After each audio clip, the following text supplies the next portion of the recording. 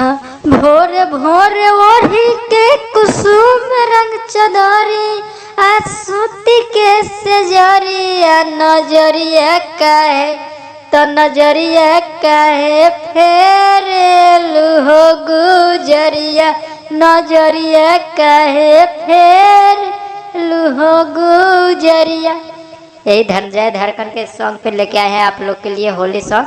बहुत दर्द भरा सॉन्ग है, आर्मी वाला मैटर है। आप लोग जरूर सुनिए और प्यार दुलार दीजिए और गाइए जाके। और कोई दिक्कत हो तो कॉल करके पूछ सकते हैं। ये गाना पहले सुन लीजिएगा धनंजय धड़कन का, उसके बाद इस गाने को रियाज करिएगा। बहुत बेहतरीन तरीके से लिखे है। चलिए सुनते हैं मुखड़ा गाने के कैसे है गाना। चलिए आइए मुखड़ा सुनते हैं। हमारे चैनल पर नए हैं तो चैनल को सब्सक्राइब जरूर करिएगा। चलिए अब मुखड़ा सुनते हैं कैसा है मुखड़ा। बॉर्डर पर लौटता रे फौजी सजनावा माने न कहनावा। बॉर्डर पर लौटता रे फौजी सजनावा माने न कहना। तई होलिया में सखी के भिगाई बदनवा।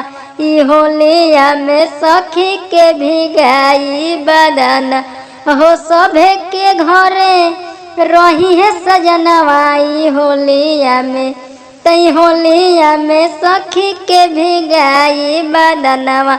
ई होलिया में सखी के भिगाई बदनवा। ये मुखड़ा था। आइए अंतरा सुनेंगे। अंतरा कैसा है। इससे पहले हमारे चैनल पर नए आए हैं तो ऐसा ही गाना पाने के लिए हमारे चैनल को सब्सक्राइब कर लीजिए। ये ट्रैक पे गाना है। आइए अंतरा सुनते हैं। पहला अंतरा कैसे है। कोरी जब फोन सखी बोलना सजनवा मानेला नहीं कहनवा। लड़ता रे बॉर्डर पर आवे नहीं घरे सुना लगे लगनवा।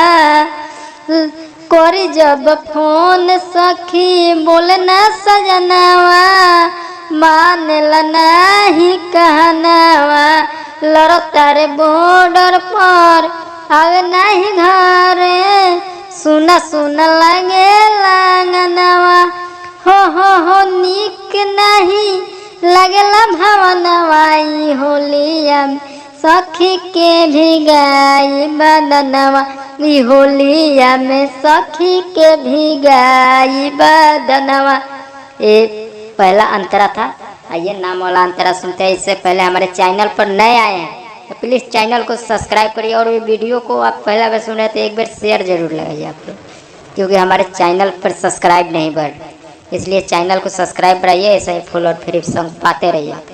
कबले तुलर बसैया जाई का समीर हमके तू दोना बतलाई। घर नहीं आवतार सही कहतानी देहिया मोर गल जाई। कबले तुलर बसैया जाई का समीर हमके तू दोना बतलाई।